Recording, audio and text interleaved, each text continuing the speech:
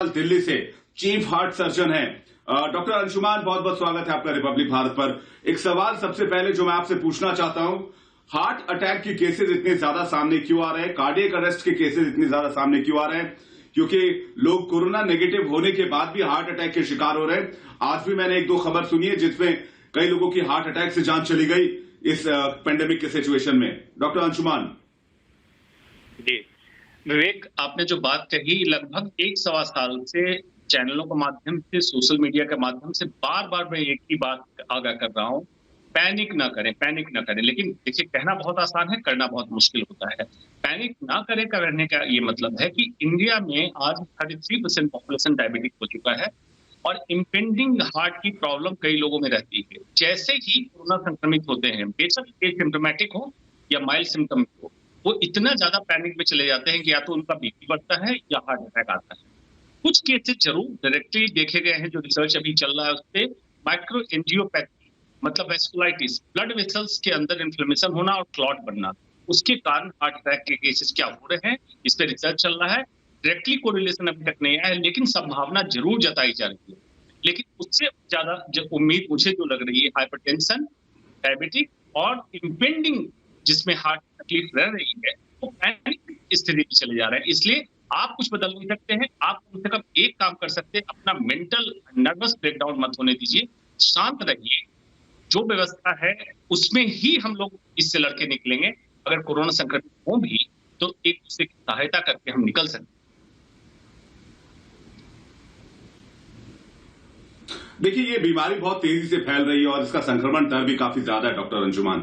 ऐसे में अगर कोई आदमी स्वस्थ है तो उसे क्या करना चाहिए, या अगर कोई कोरोना की चपेट में आ गया तो उसे क्या करना चाहिए? और जो सामने वाला शख्स अगर कोरोना संक्रमित हुआ है, उसके अंदर लक्षण है, तो उसे अस्पताल के लिए कब रीच करना चाहिए? इन तमाम सवालों को लेकर बहुत ज्यादा कंफ्यूजन है। मुझे लगता है इस पर रोशनी डालेंगे तो लोगों को जानकारी मिलेगी इससे। बहुत अच्छा विवेक, बहुत अच्छा पूछा। अच्छे से 3 सेगमेंट में आपने बात पूछी है। एक स्वस्थ है, आज कोरोना संक्रमित नहीं है। दूसरा, जो कोरोना संक्रमित हुआ उसके 2 ग्रुप हैं, क्रिटिकल केयर और दूसरा नॉन क्रिटिकल। जो स्वस्थ व्यक्ति है, आज से, जो पिछले साल से मैं कह रहा हूं, आज से शुरू कर दें आप कि जीवन शैली में बदलाव, मोटापा कम, फास्ट फूड बंद, एक्सेसिव स्मोकिंग, अल्कोहल अगर हो सके तो बंद कर दीजिए, एंड एक्सेसिव खाने कीजिए, बंद करके शुद्ध भारतीय भोजन पे आ जाइए। नंबर 1 जो स्वस्थ है। और अब आप कहिएगा कि क्या कोरोना संक्रमित से बच जाएंगे? देखिए, संक्रमण सबको होना है, या तो हम वैक्सीन लगा के इंडिया को प्रोटेक्ट कर लें, या देर सवेर संक्रमण सबको होना है। हमारे उद्देश्य ये होना चाहिए कि जान की क्षति कम से कम कैसे करें। उसके लिए क्या उपाय है? क्रिटिकल केयर वालों को ट्राइएज करें। ट्राइएजिंग एक सिस्टम होता है जिसमें जो क्रिटिकल केयर की जरूरत है उनको क्रिटिकल केयर में जाने दीजिए। बाकी home isolation and supported and assisted by hospitals, घर में उनको कैसे हम सुरक्षित रख सकते हैं और किन किन जगहों पे हॉस्पिटल की जरूरत होगी। सैचुरेशन अगर 94 से कम हो तो इसलिए हर को कह रहे हैं हम कि पल्स ऑक्सीमीटर लगाएं, चेक करें अपना SpO2। पल्स रेट अगर 100 से बार ज्यादा जा रही है, फीवर अगर 3-4 दिनों से ज्यादा 101 से ऊपर चल रहा हो, या सांस लेने में दिक्कत होने लगे, ये 3-4 ऐसे लक्षण हैं आने लगे तो आप हॉस्पिटल का रुख करें। अन्यथा पैनिक न करें, शांत रहें। और अभी जरूरत सोशल डिस्टेंसिंग की नहीं है, फिजिकल डिस्टेंसिंग की है, सोशल टुगेदरनेस की है। समाज में एक दूसरे से जुड़ जाइए, एक दूसरे को सहायता दीजिए, तभी हम इससे निकल पाएंगे। जी, 2 सवाल और करूंगा। मेरा इससे पहले एक सवाल आपसे यह है कि लोग प्रोन पोजीशन के बारे में अभी बहुत ज्यादा नहीं जानते, ये कितना कारगर है और कितना मदद कर सकता है होम आइसोलेशन में? बहुत बढ़िया। NEJM, new England journal of medicine, हमारा 2013 में एक रिसर्च पब्लिश किया था जो एक्यूट रेस्पिरेटरी डिस्ट्रेस सिंड्रोम में प्रोन पोजीशन। अब भारत में हिंदी भाषा में समझाने की जरूरत है। पेट के बल लेटना, बड़ी छोटी सी बात है। प्रोन पोजीशन मतलब पेट के बल लेटना। इसका मतलब क्या होता है? नॉर्मली जब हम बैठे हैं तो आमतौर पे, देखिए आप लोग तो एंकर हैं, आप लोगों की आदत हो जाती है एरेक्ट पोस्चर बैठने की। आमतौर पे लोग सीधा बैठते ही नहीं है, झुक के बैठते हैं आगे की तरफ, या इस तरह से बैठते हैं जिसमें पेट का पूरा हिस्सा दबा रहता है। इसमें नीचे, फेफड़े के नीचे का हिस्सा वेंटिलेट नहीं होता, मतलब हवा वहां नहीं पहुंचती है। और पीछे का हिस्सा क्योंकि हम पीठ के बल लेटते हैं मैक्सिमम टाइम। तो पेट के बल जब लेटते हैं उस पोजीशन में नीचे फेफड़े के नीचे का हिस्सा और पीछे का हिस्सा खुल जाता है और पूरी तरह से उसको वेंटिलेट होने का मौका मिलता है। और जिस व्यक्ति का ऑक्सीजन सैचुरेशन नीचे आ गया है उसमें देखा गया 4 से 6 मिलीमीटर मरकरी, फॉर एग्जाम्पल अगर 90 है तो 94 से 96 तक प्रोन पोजीशन में लेटने से ऑक्सीजन सैचुरेशन बढ़ गया है। इसलिए बहुत कारगर टेक्निक है। प्रोन पोजीशन में ध्यान ये देना है गर्दन के नीचे एक तकिया, कूल्हे के नीचे एक तकिया और पांव के नीचे एक तकिया, ताकि चेस्ट मतलब छाती और पेट पूरी तरह से जब डीप ब्रीदिंग आप करें तो पूरी तरह से फैल सके सिकुड़ सके, फैल सके सिकुड़ सके। यही एक तरकीब है और इससे time tested medically proven research से पब्लिश पेपर है इसमें।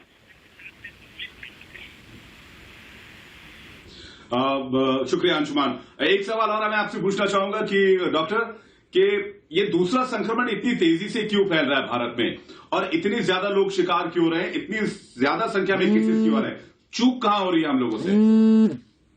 जी देखिए, दूसरा संक्रमण जब डबल म्यूटेंट हुआ था तभी था स्पाइक प्रोटीन ओवर एक्सप्रेशन हो गया था। स्पाइक प्रोटीन ओवर एक्सप्रेशन जो आप लोग ग्राफिक्स बना के दिखा रहे हैं मीडिया में, जो कांटे कांटे जैसी चीज निकली उसको स्पाइक प्रोटीन कहते हैं। स्पाइक प्रोटीन से ही कोरोना वायरस ACE2 रिसेप्टर जो फेफड़े में, गले में, इंटेस्टीन में, आंत के अंदर है उस पर अटैच होता है।